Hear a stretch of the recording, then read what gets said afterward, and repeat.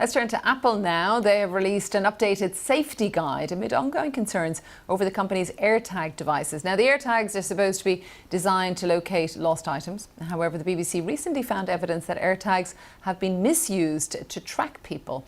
Amber Norsworthy is one of those who've been tracked. My phone made a ding that I had never heard before. And I looked down at it and it didn't register what it said. And I was like, what does this say?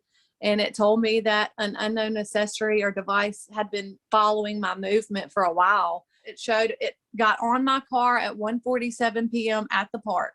And then it followed me to my parents' house, to the ice cream shop, and back to my home at 3:02 p.m.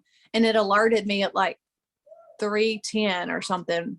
And it said the last time the owner saw your location, I think was at 3:02 p.m. And I was like, that's right now. I'm at home. I don't know if somebody was like watching me, that I was a single female by myself with 3 children. I think they should stop selling them for a period of time until they can work out some safety boundaries with it. Well, I got to speak a little bit earlier to technology reporter Kate Russell, and she told me how you might identify an AirTag on your property.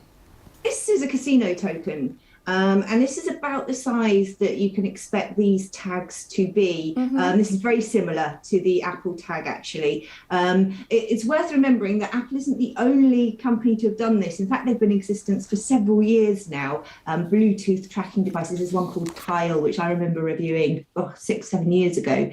The difference with the Apple one is Apple's got a very well-established network in the Find My, so Find My Phone, Find My Friends. And you may have used their software to locate a missing phone or follow your kids if they know that they're, that you're using it. But this AirTag actually uses a combination of sensors, wireless signals, and that network to quite directly pinpoint the location of whatever it is attached to.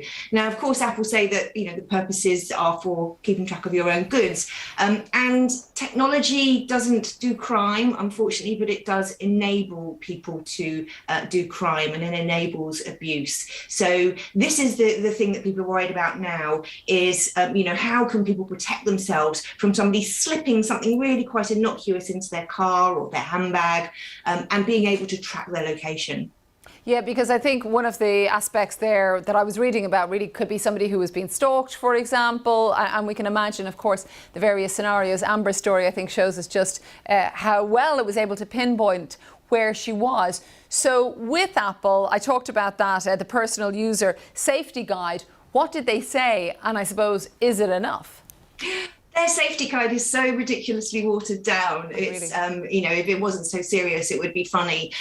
They have given the advice for people using an iPhone. There is, if you've got the Find My feature enabled, you will get that notification, as your example package was, where there's something following you. People need to understand what that is and what that could mean. In their advisory documentation, they say, you may have borrowed something that somebody's left it attached to. They very watered down the possibilities for what this could mean. If you're using an Android device, then you will have to download a third-party app. It's called Tracker Detect app, and that will give you the same protection of knowing that something is tracking you. The really big downfall for these is it takes about 24 hours for you to get a notification. And obviously in a stalking situation, particularly if it's an abusive relationship, 24 hours is really too long for that notification to come up.